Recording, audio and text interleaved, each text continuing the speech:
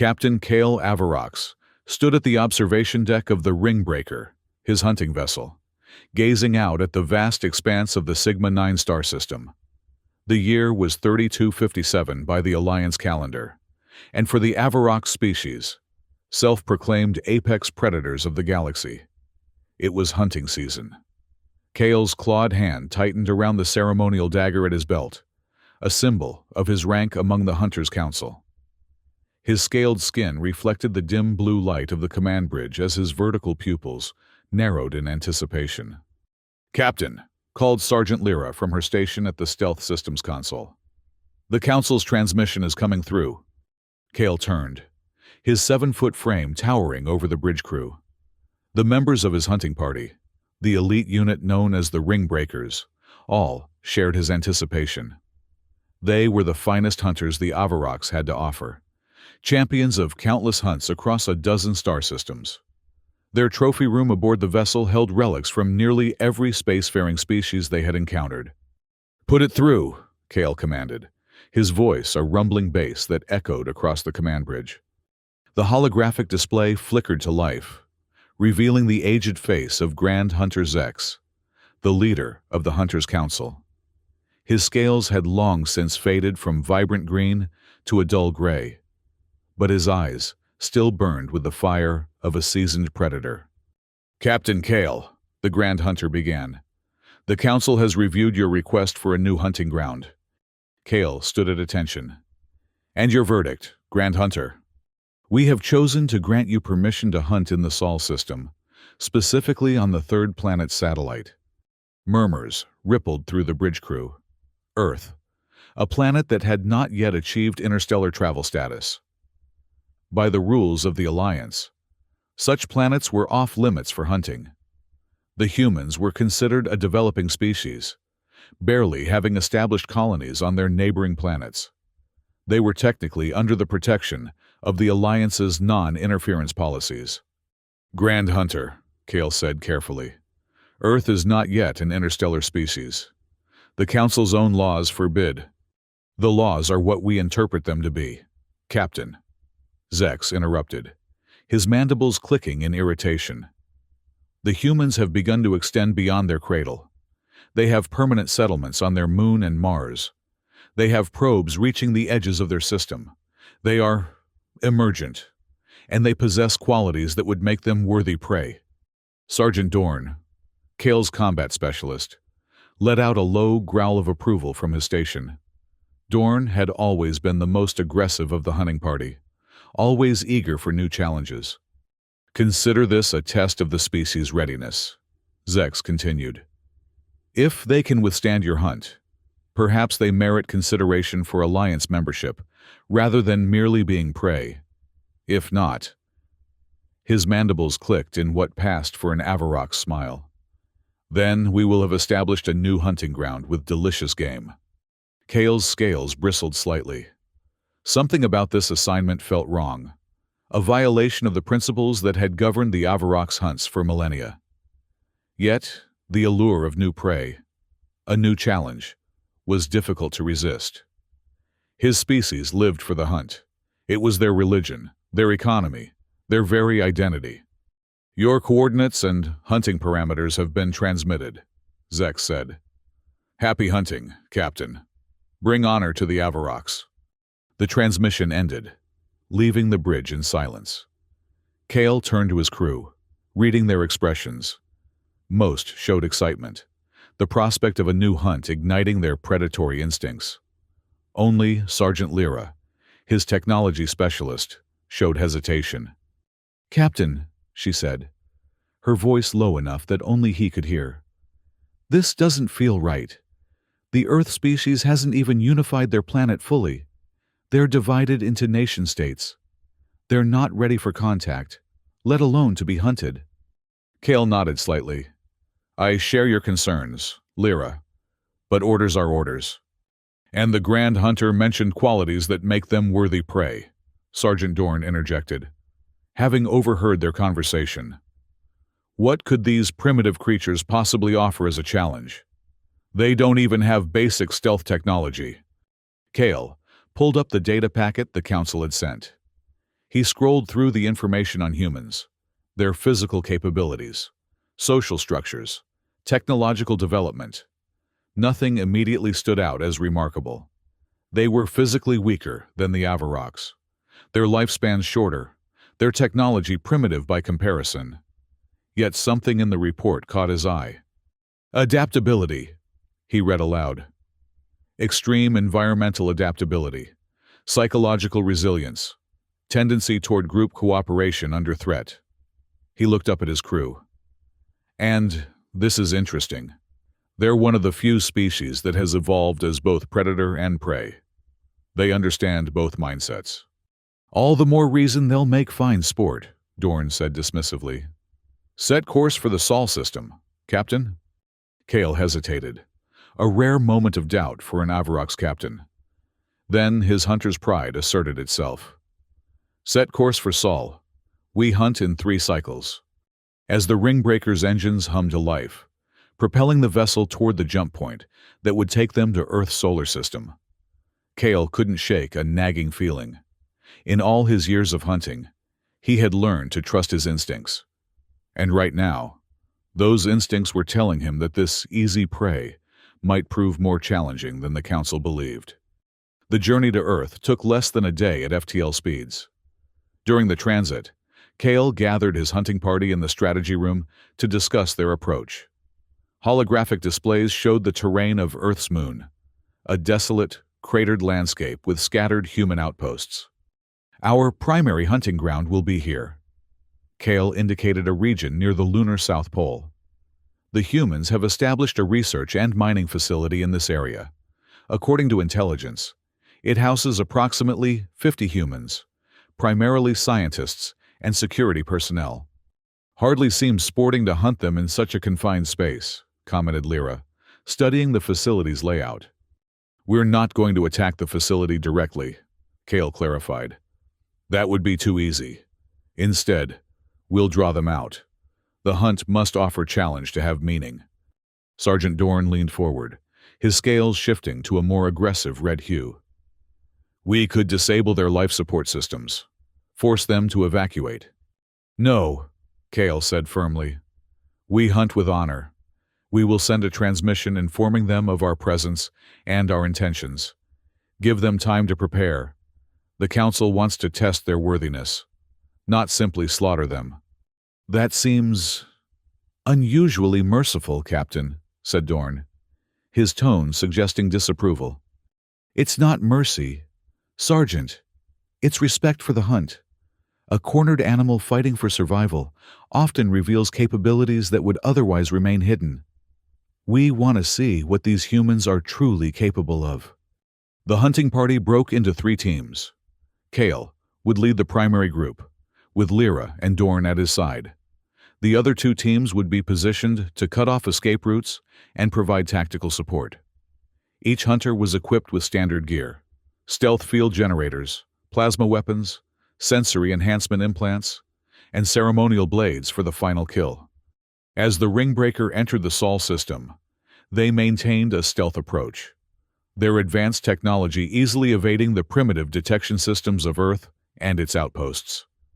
They positioned themselves in lunar orbit, deploying their landing crafts under cover of the moon's dark side. Before beginning the descent, Kale sent the promised transmission to the lunar facility. People of Earth, he began, using the translation matrix to convert his words to English. I am Captain Kale Avarox of the hunting vessel Ringbreaker. By decree of the Hunters' Council, your species has been selected for the honor of being hunted. This is both a test and a tribute to your emerging status. You have 6 Earth hours to prepare your defenses. Those who demonstrate valor and cunning may be spared. Those who flee without honor will be culled. The hunt begins at the termination of this countdown. With the message sent, Kale joined his team in the landing craft. As they detached from the main vessel and began their descent toward the lunar surface, he felt the familiar rush of pre-hunt adrenaline. Yet, that nagging doubt persisted. Something about this hunt felt different. What the Avaroks didn't know was that Earth had been preparing for extraterrestrial contact, both peaceful and hostile, for decades. The lunar base, far from being merely a research station, was one of humanity's first line of defense outposts, disguised as a civilian operation but staffed with elite military personnel.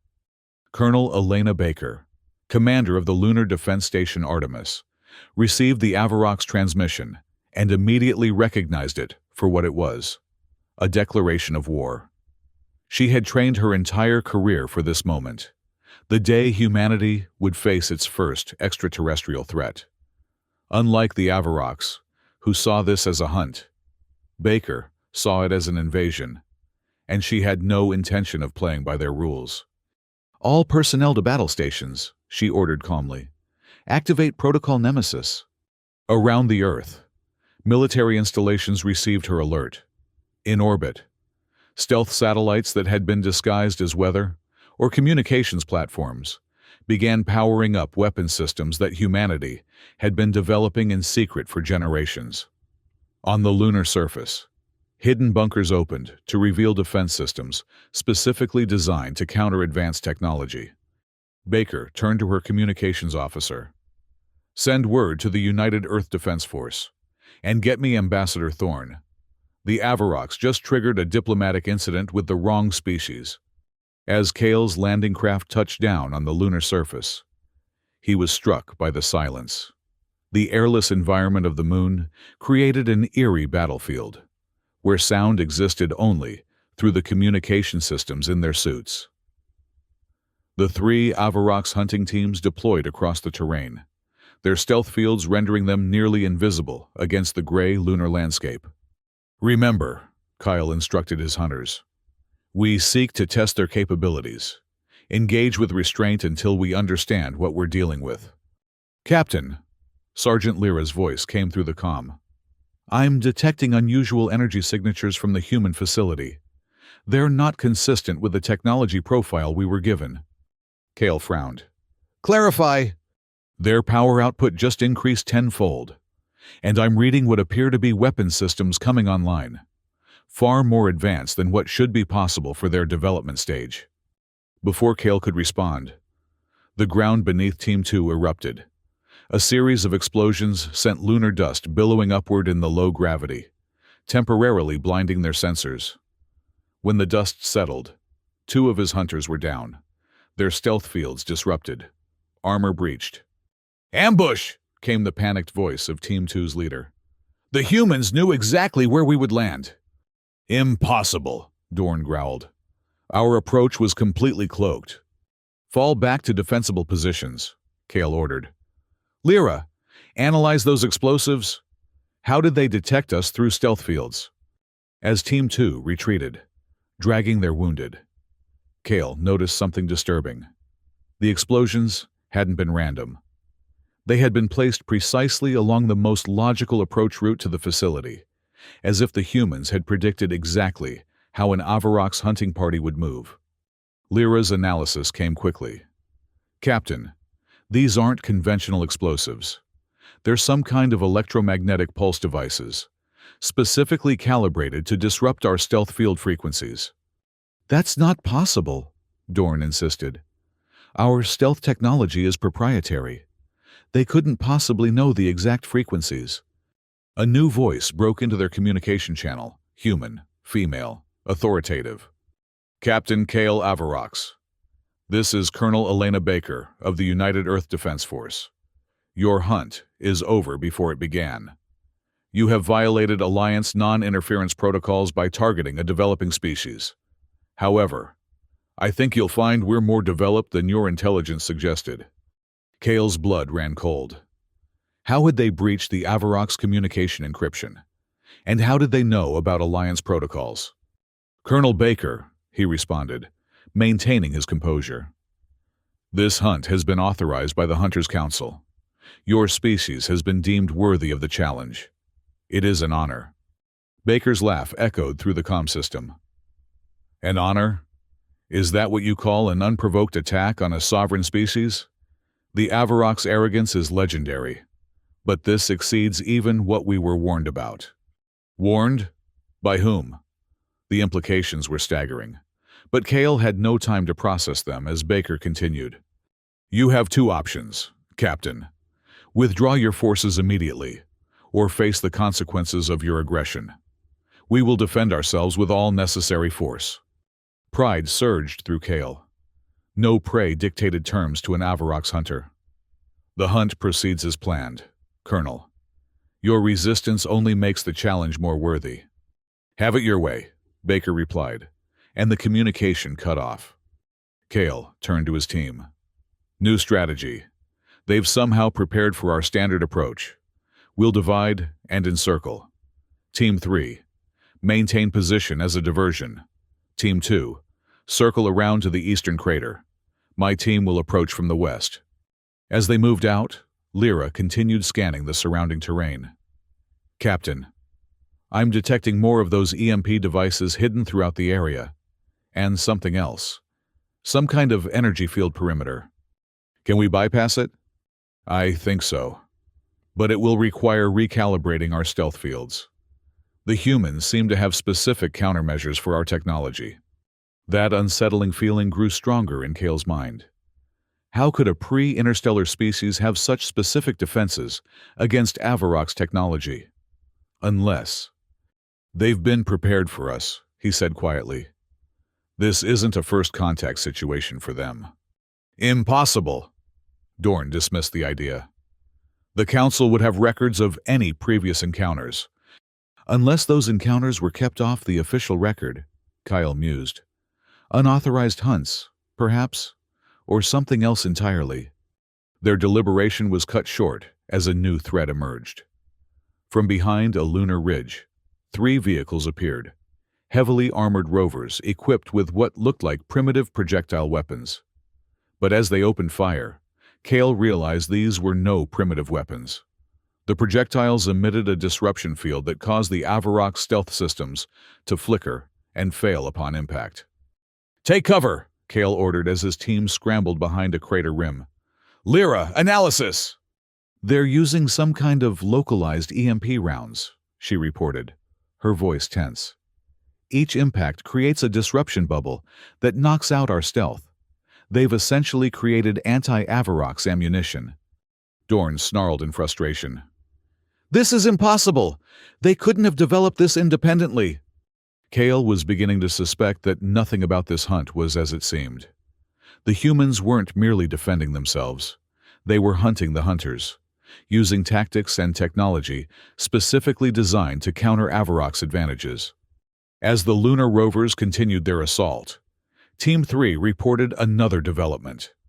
The facility had deployed what appeared to be drone swarms, small, agile flying devices that were systematically sweeping the terrain, using some kind of detection system that could penetrate their stealth fields.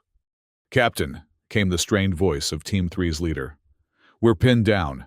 These drones are mapping our positions, guiding the rovers to us. We need to retreat. It was then that Kale made a decision that no Avarox hunting captain had made in generations.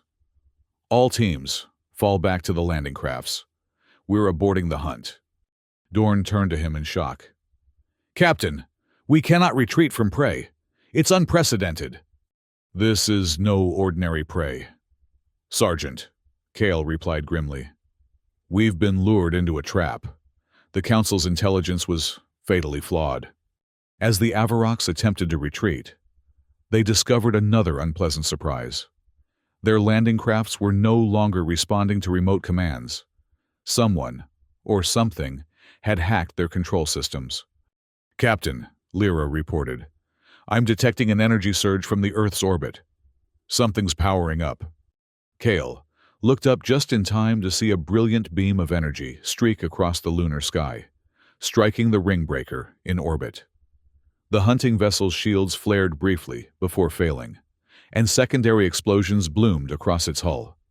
Impossible, he whispered. Earth shouldn't have orbital weapons platforms capable of damaging an Avarox vessel. The technological gap was too vast. Unless... Captain! Dorn's urgent voice broke through his thoughts. Incoming from the south! A new group of rovers was approaching rapidly, accompanied by what appeared to be humans in advanced environmental suits. Unlike the bulky, primitive spacesuits depicted in the Council's intelligence briefing. These were sleek, allowing for remarkable mobility in the lunar gravity. "All teams, defensive positions," Kale ordered. "Weapons free. But remember, we need at least one specimen alive to understand what we're dealing with." The battle that followed was unlike any Kale had experienced in his hunting career. The humans moved with surprising coordination, using the lunar terrain to their advantage. They seemed to anticipate Avarok's tactics, countering their superior strength and technology with precision and teamwork. Team 3 was the first to fall. The combination of drone surveillance and targeted EMP weapons left them exposed, and the human forces showed no mercy. Team 2 reported heavy casualties next, caught between two groups of advancing Earth forces. Kale, Lyra, and Dorn, along with two other hunters from their team, retreated to a defensible position inside a small crater. Their stealth systems were compromised, their communications with the ship severed. For the first time in his hunting career, Kale felt something akin to fear. "We need to reach higher ground," he decided. "There's a ridge to the north that should give us a vantage point to assess the full situation." As they moved toward the ridge, Lyra suddenly froze. "Captain, I'm detecting energy signatures beneath us. The lunar surface here isn't natural." Before they could retreat, the ground beneath them shifted. What had appeared to be solid lunar regolith gave way, revealing a hidden entrance. The Avaroks tumbled into darkness, landing hard in what appeared to be an artificial tunnel. Dorn was the first to recover, plasma rifle raised. "A trap," he snarled. "They herded us here deliberately." Kale activated his suit's illumination, revealing a tunnel that appeared to be part of an extensive underground network. "Stay alert. This may be our opportunity to turn the hunt back in our favor." They proceeded cautiously through the tunnel, which showed signs of recent construction. The walls were lined with a material that seemed to dampen their suit sensors, making it difficult to navigate or detect threats ahead. "Captain," Lyra whispered, "I believe these tunnels are designed to confuse and separate us. Classic prey-turned-predator tactics. They're using our hunting instincts against us." Her assessment proved correct when they reached a junction where the tunnel split in three directions. As they deliberated which path to take, a rumbling sound echoed through the passageway. The tunnel behind them collapsed, cutting off their retreat. "Forward is our only option now," Kale said grimly. "Lyra, which path is most likely to lead to an exit?" Before she could answer, lights suddenly flooded the junction, momentarily blinding them. When their vision cleared, they found themselves surrounded by armed humans who had emerged from hidden alcoves in the walls. "Drop your weapons," ordered a female human, her voice amplified through her helmet. "You're surrounded and outgunned." Kyle recognized the voice from their earlier communication. "Colonel Baker." Dorn snarled and raised his plasma rifle, but Kale put a restraining hand on his arm. "Hold, Sergeant. We need to understand the situation before we act." "A wise decision, Captain," Baker said, stepping forward. Her environmental suit was marked with insignia of rank and what appeared to be battle commendations. "Your hunter's instinct serves you well. Perhaps better than your council's intelligence." Kale lowered his weapon slowly, but didn't relinquish it. "You seem to know a great deal about the Avaroks, Colonel. More than should be possible for a species that hasn't achieved interstellar travel." Baker's helmet depolarized, revealing a face that showed both determination and a hint of satisfaction. "Who said we haven't achieved interstellar travel, Captain? Your council's intelligence is woefully outdated." The implications of her statement hit Kale like a physical blow. "You've been beyond your system?" "Let's just say Earth has friends in the galactic community. Friends who warned us about species like the Avaroks who consider developing worlds to be nothing more than hunting grounds." One of the other hunters, unable to contain his anger at being outmaneuvered by what he still considered inferior prey, lunged forward with his ceremonial blade.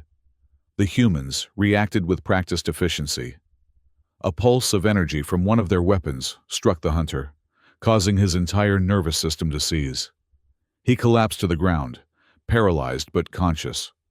Neural disruptor, Baker explained calmly. Specifically calibrated to Avarok's physiology. Non-lethal, but quite effective. Kale's mind raced. Neural disruptors calibrated to Avarok's physiology? Earth having friends in the galactic community? None of this aligned with the Council's intelligence. "What do you want, Colonel?" he asked, reassessing everything he thought he knew about this hunt. "First, I want your complete surrender. Then, I want a conversation with whoever leads your Hunters' Council. Earth is formally protesting this unprovoked aggression and will be seeking acknowledgement of our sovereign status in the galactic community." Dorn bristled. "You presume much, human. You may have prepared for us specifically. But the Avaroks are one of the dominant powers in the Alliance. Your primitive world cannot stand against us." Baker smiled, a predator's smile that seemed oddly familiar to Kale. "Are you certain about that, Sergeant? Take a look at your ship." She gestured, and a holographic display appeared in the air between them, showing the Ringbreaker. The hunting vessel was now surrounded by what appeared to be Earth defense platforms that had decloaked in orbit. More disturbingly, several larger vessels of unfamiliar design had appeared nearby. "Those ships," Lyra whispered, studying their configuration. "They're not human design." "As I said," Baker continued, "Earth has friends. Your council violated its own protocols by authorizing this hunt. That gives us the right to defend ourselves by any means necessary, including calling on our allies." Kale finally understood the magnitude of the trap they had walked into. This wasn't merely a hunt gone wrong. It was a diplomatic incident with potentially far-reaching consequences for the Avarok's position in the Alliance. "I will speak with my crew aboard the Ringbreaker," he said carefully. "If what you say is true, then the Council has put us in an untenable position." Baker nodded. "We'll establish a secure communication link. But know this, Captain, if your vessel makes any aggressive move, our orbital defenses will not hesitate to respond." As Kale was escorted to a communication station in the lunar facility, he had time to observe the human operation more closely. What he saw challenged everything the Council had told them about Earth's technological development. The facility was far more advanced than reported, with systems that rivaled those on established Alliance worlds. The communication link established, Kyle found himself facing the ship's first officer on the Ringbreaker. The officer's expression was grim. "Captain, we're surrounded by Earth defense platforms and unknown vessels. They've locked weapons on us and issued an ultimatum. Stand down or be destroyed. Our scans indicate their weapons are capable of penetrating our shields." "What of our distress call to the Council?" Kale asked. "Blocked. Something is jamming our long-range communications. We're isolated, Captain." Kale made his decision. "Stand down. Power down all weapon systems and maintain position. We need time to assess the true situation." Once the communication ended, he turned back to Colonel Baker. "It seems you have us at a disadvantage. Colonel, perhaps now you can explain how a supposedly pre-interstellar species has technology specifically designed to counter Avarok's capabilities." Baker led him to a conference room where several other humans waited, including a distinguished-looking older man introduced as Ambassador Marcus Thorne. "Captain Kale," Thorne began, "what I'm about to tell you is known to only a handful of your kind. Earth has been aware of the galactic community for over a century. While we chose not to announce our presence officially, we have been preparing for eventual contact, both peaceful and otherwise." "How?" Kale demanded. "The Alliance monitors all contact with developing worlds." "The Alliance monitors official contact," Thorne corrected. "But there are many in the galactic community who operate outside official channels. Traders, explorers, refugees, and yes, unauthorized hunters." The realization dawned on Kale. "You've been studied by others before us." "Studied, Attacked. Befriended. Thorn nodded. We've learned from each encounter, and we've developed defenses accordingly. But the technology you've deployed against us, it's specifically tailored to Avarok's weaknesses. Baker stepped forward. 23 years ago, an Avarok's hunting party much like yours landed in what you would call our Siberian region. They killed 17 civilians before we managed to neutralize them. We captured one alive, studied their technology, and prepared for the day when more would come. Kale felt a chill. An unauthorized hunt, never reported to the Council. A violation of the most sacred protocols of the Avaroks. That hunting party was not sanctioned by the Council, he said firmly. They were rogues, criminals. Perhaps, Thorn conceded, but they provided us with valuable insights into Avarok's technology and psychology. And they taught us an important lesson. In the galaxy, one must be prepared to defend oneself, even against those who claim to follow rules. And these allies of yours, Kyle gestured to the holographic display showing the unknown vessels. Let's just say not everyone in the Alliance agrees with the Avarok's approach to emerging species. Some believe in mentorship rather than predation. The discussion continued for hours, with Kyle gradually coming to understand the true complexity of the situation. Earth had not only been preparing for contact, but had been secretly establishing relationships with various Alliance factions. They had leveraged these relationships to develop defenses and technology far beyond what their apparent development level would suggest. Most disturbing to Kale was the revelation that the Grand Hunter Zex had known about the unauthorized hunt 23 years ago, and had covered it up to protect the reputation of the Avaroks. The current hunt had been authorized not to test human worthiness, but as a calculated move in Alliance politics, using Earth as a pawn. What happens now? Kale finally asked. Ambassador Thorn leaned forward. Now, Captain, you deliver a message to your council. Earth formally requests recognition as a sovereign, protected world under Alliance statutes. We have provided evidence of our technological capabilities and our awareness of the galactic community. We have also demonstrated our ability to defend ourselves against aggression. And if the Council refuses, then the evidence of their violation of Alliance protocols, including the covered-up hunt 23 years ago, will be presented to the Alliance Assembly by our advocates. I don't think your Grand Hunter would want that kind of scrutiny. Kale understood the implicit threat. The Avarok's position within the Alliance was built on their reputation as honorable hunters who followed strict protocols. Evidence that the Council had deliberately violated those protocols would damage that reputation severely. I will convey your message, he said finally. But know this. Not all Avaroks share the Council's apparent disregard for our own principles. Many of us still believe in the true meaning of the hunt, testing both predator and prey, with honor and respect. Baker's expression softened slightly. Then perhaps there is hope for understanding between our species, Captain, but it must be based on equality, not predation. As Kale and his surviving hunters were escorted back to their landing craft, he found himself reassessing everything he had believed about his role as a hunter. The humans had turned the tables completely, transforming from prey to predators with remarkable efficiency. They had not only defended themselves, but had outmaneuvered the Avaroks politically.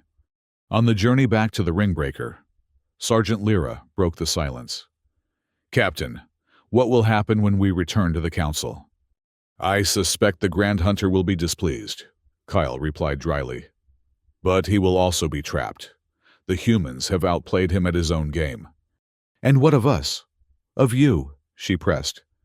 Failing in a hunt, returning without trophies. It's unprecedented for a captain of your standing. Kale considered this. In Avarok society, a hunter's status was determined by their success in the hunt. Failure typically meant disgrace.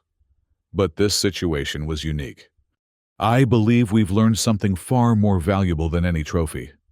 Sergeant, we've been reminded of the first principle of the hunt. Never underestimate your prey. Dorn, who had been silent since their surrender, finally spoke. They weren't prey, Captain. They were predators disguised as prey. The Grand Hunter sent us into an ambush. Perhaps, Kale acknowledged. Or perhaps he truly believed they would be easy targets. Either way, the Council's arrogance has cost us dearly. When they reached the Ringbreaker, they found the situation unchanged. Earth defense platforms maintained their positions, weapons locked on the Avarox vessel. The mysterious Allied ships remained nearby, a silent reminder of Earth's unexpected connections in the galactic community.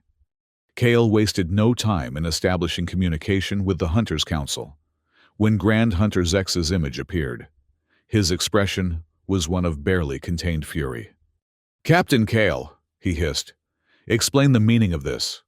Our monitoring stations detected weapons fire and then lost contact with your hunting teams. Now we receive reports of Earth defense platforms surrounding our vessel. What has happened?" Kale met the Grand Hunter's gaze steadily. "What happened, Grand Hunter, is that your intelligence on Earth was catastrophically wrong. They were prepared for us, specifically for Avarox hunters. They have technology designed to counter our advantages, allies within the Alliance, and knowledge of an unauthorized hunt that took place 23 years ago." Zex's scales paled visibly. "What nonsense is this? There was no hunt." "In their Siberian region," Kale interrupted. 17 human casualties. 1 Avarox captured. They have evidence, Grand Hunter. Evidence they are prepared to present to the Alliance Assembly. A tense silence followed as Zex processed this information. When he spoke again, his voice had lost its edge of anger, replaced by calculation. "What do they want?" "Recognition as a sovereign world under Alliance protection, acknowledgement of their technological status, and an end to all Avarox hunting activities in their system." Zex's mandibles clicked rapidly, a sign of agitation. "They presume much for a species that hasn't even officially joined the Alliance. They back their presumption with force, Grand Hunter, and with political leverage. They have allies who provided those ships currently surrounding the Ringbreaker. Allies who would support their petition to the Assembly." The Grand Hunter's eyes narrowed. "Who?" "They didn't specify. But given their level of preparation and the design of the vessels, I would suspect the Meridian Collective." This revelation seemed to trouble Zex more than anything else. The Meridian Collective was a faction within the Alliance known for its technological advancement and opposition to the Avarox hunting traditions. If they had been secretly mentoring Earth, it would explain much about the humans' unexpected capabilities. "You recommend we acquiesce to their demands?" Zex asked, his tone making it clear he found the idea distasteful. "I recommend we acknowledge reality, Grand Hunter. The humans outmaneuvered us. They turned what was supposed to be a hunt into a diplomatic trap.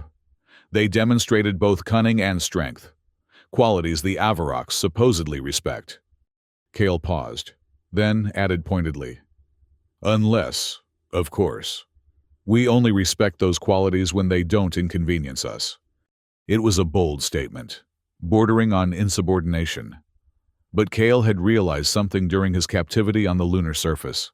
The true Avarox tradition wasn't about domination, but about testing oneself against worthy opponents.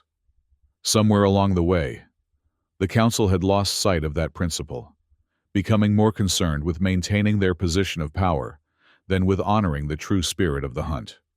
After a long silence, Zex spoke. "Return to Avarox Prime. Captain Kale, bring your surviving hunters and all evidence of this encounter. The Council will deliberate on the appropriate response to Earth's challenge."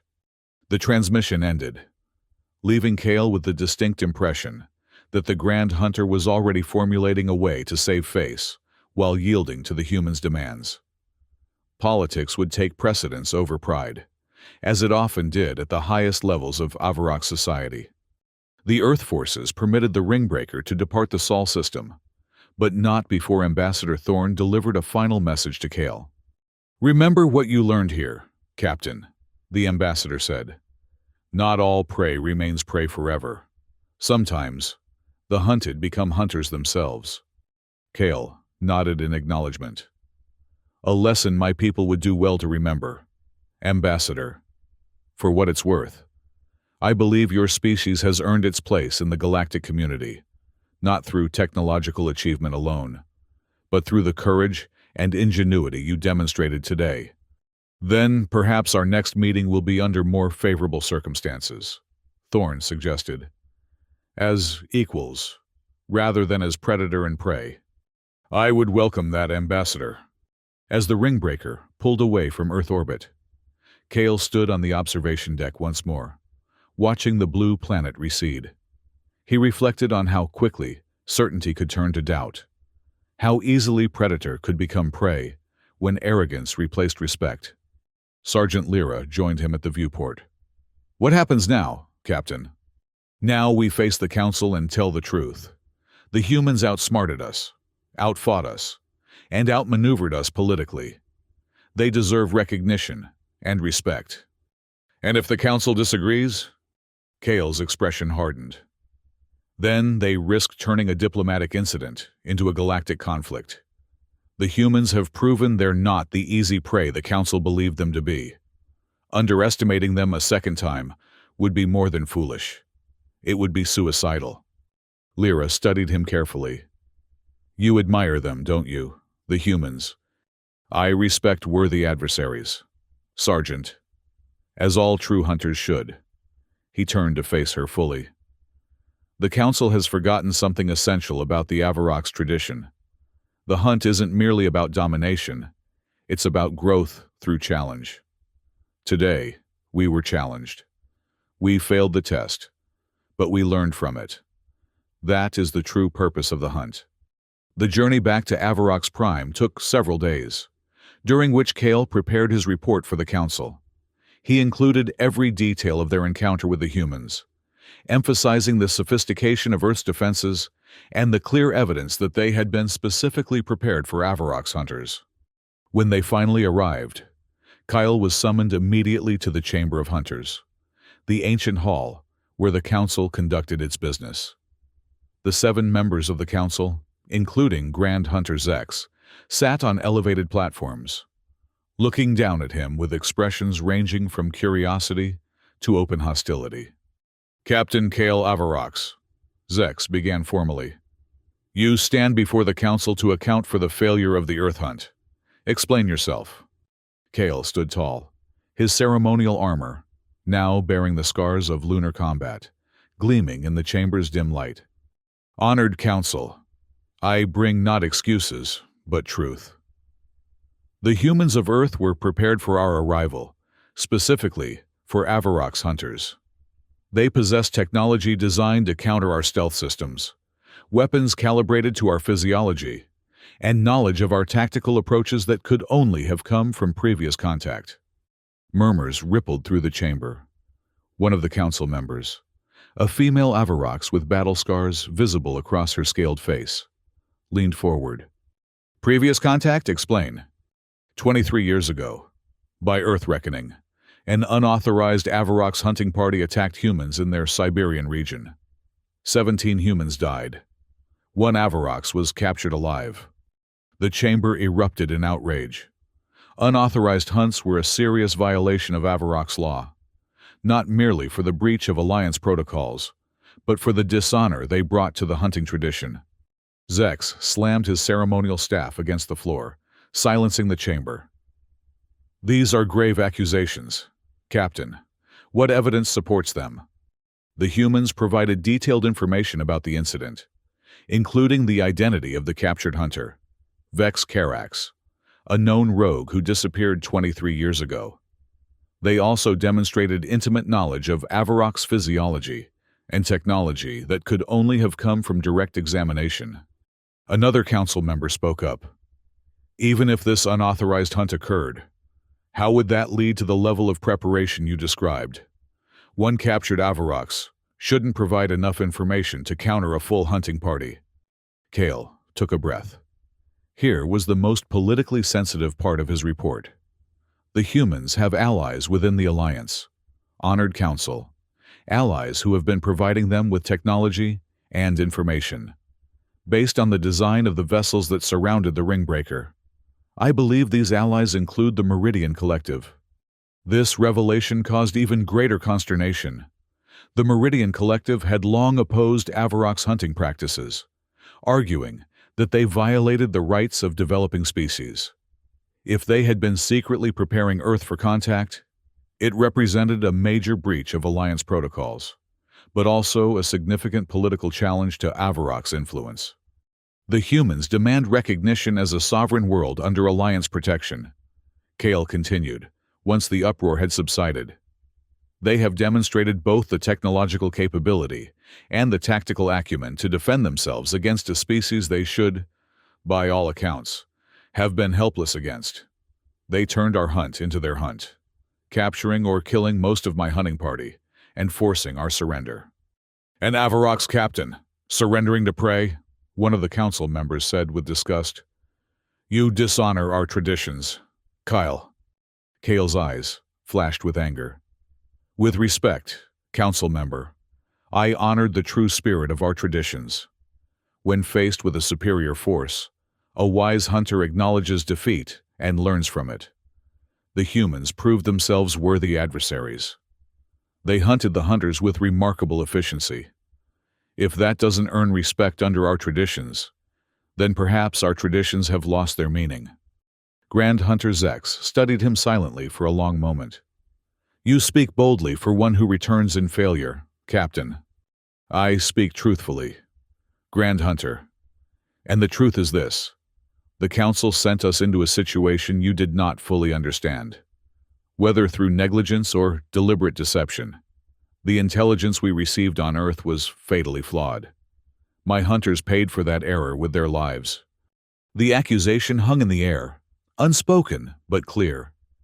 Had the Grand Hunter known about Earth's preparations? Had he deliberately sent Kale's hunting party into a trap to serve some political purpose? Zex rose from his seat, towering over the chamber. "The Council will deliberate on this matter in private. Captain Kale, you and your surviving hunters are confined to quarters until we reach a decision." As Kale was escorted from the chamber, he caught the eye of the female council member who had questioned him about the previous contact. There was something in her gaze, not hostility, but thoughtful consideration. Perhaps not all the council shared Zex's apparent disregard for the truth. Days passed as the council deliberated.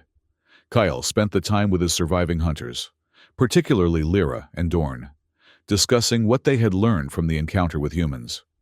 "They think differently than we do," Lyra observed. "Where we rely on individual strength and skill, they emphasize coordination and adaptation. Their weapons weren't necessarily more advanced, but they were perfectly suited to counter our advantages." Dorn, who had been humbled by the experience, nodded in agreement. "They turned the environment against us, used our own hunting instincts to predict our movements. It was impressive. They were hunting us from the moment we entered their system," Kale said. "Perhaps even before that. They knew we were coming somehow."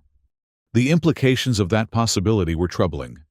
Either the humans had technology capable of detecting Avarok's vessels at incredible distances, or they had sources of information within the Avarok's hierarchy itself.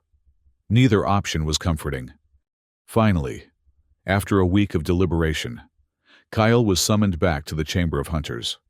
This time, he found not only the Council waiting for him, but also representatives from other Alliance species, including a tall, silvery being he recognized as a member of the Meridian Collective.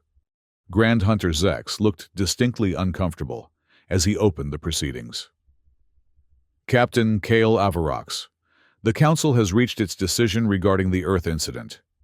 Kale stood at attention, noting the formal presence of Alliance witnesses.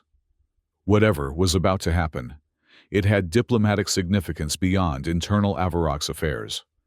"After reviewing your report and consulting with Alliance representatives," Zex continued, his voice carefully controlled, "the Council has decided to recognize Earth as a sovereign world with protected status under Alliance statutes.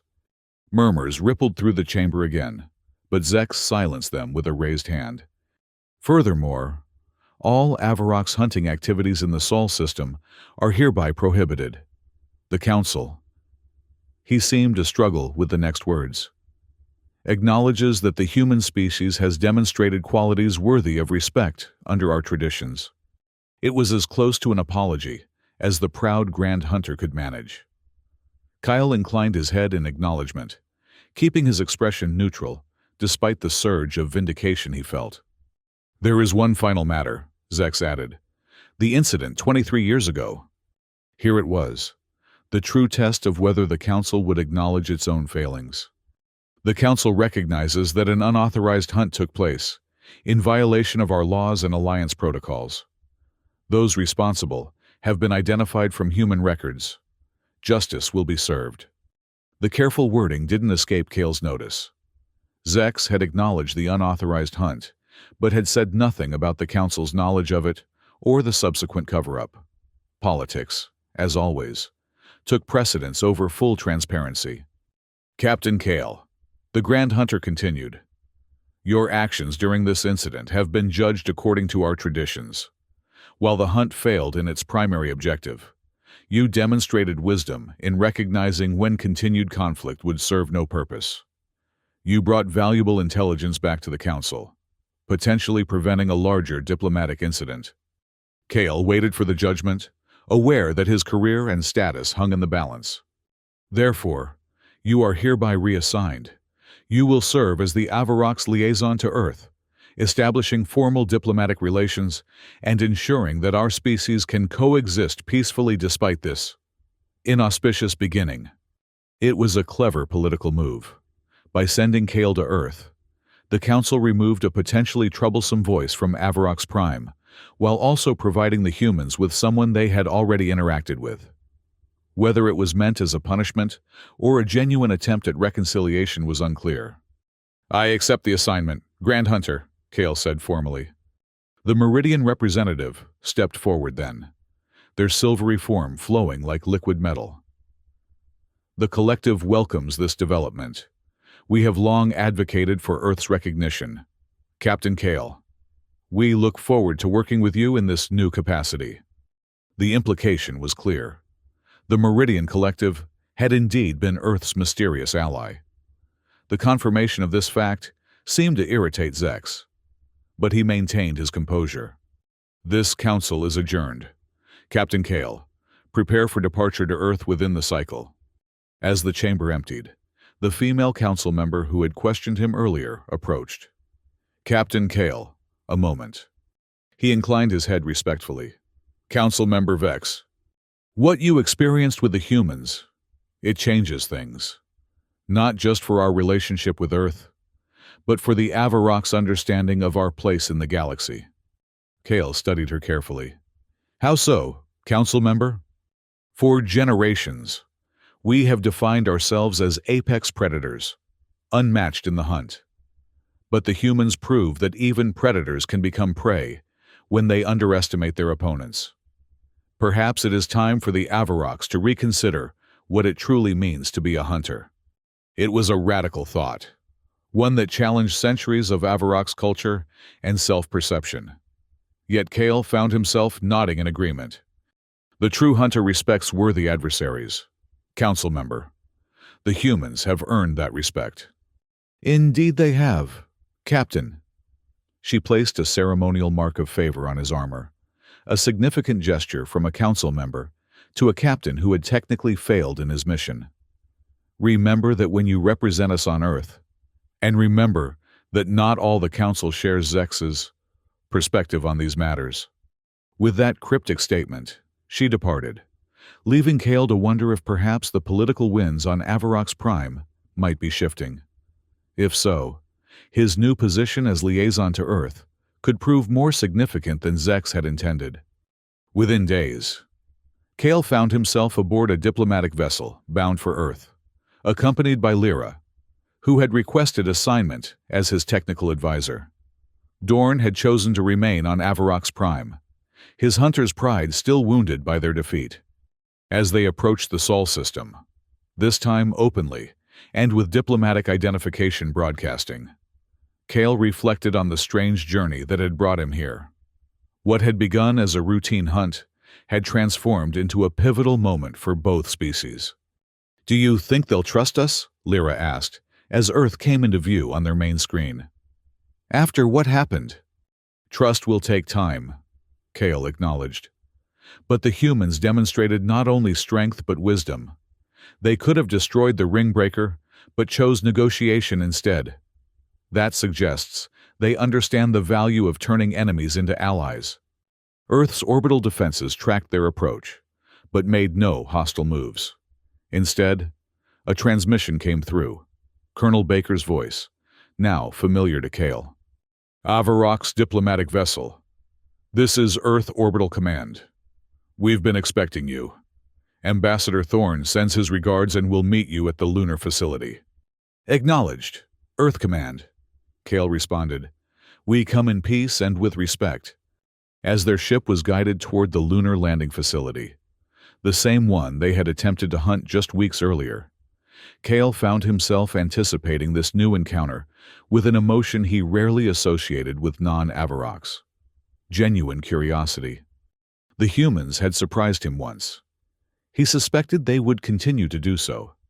And perhaps, in the process, they would help the Avaroks rediscover what it truly meant to be hunters. Not merely predators seeking easy prey, but beings who valued the challenge of the unknown and respected worthy adversaries. After all, as Ambassador Thorne had pointed out, not all prey remained prey forever. Sometimes, the hunted became hunters themselves, and sometimes, predator and prey discovered they had more to gain as allies than as adversaries. For Captain Kale Avaroks, former hunter, and now diplomat, it was a lesson well worth learning, and one he intended to share with his people. One interaction at a time. The galaxy was changing, and the Avaroks would need to change with it or risk becoming the very thing they had always disdained: obsolete prey, clinging to outdated traditions while more adaptable species passed them by. As he stepped onto the lunar surface, this time without stealth or weapons, but with an open mind and a diplomatic mission, Kale felt something he hadn't experienced in many hunting seasons: the thrill of genuine uncertainty. What would come of this new relationship between Avaroks and humans? Only time would tell. But one thing was certain: the humans had proven themselves far from easy prey. And in doing so, they had taught the self-proclaimed apex predators of the galaxy a valuable lesson in humility.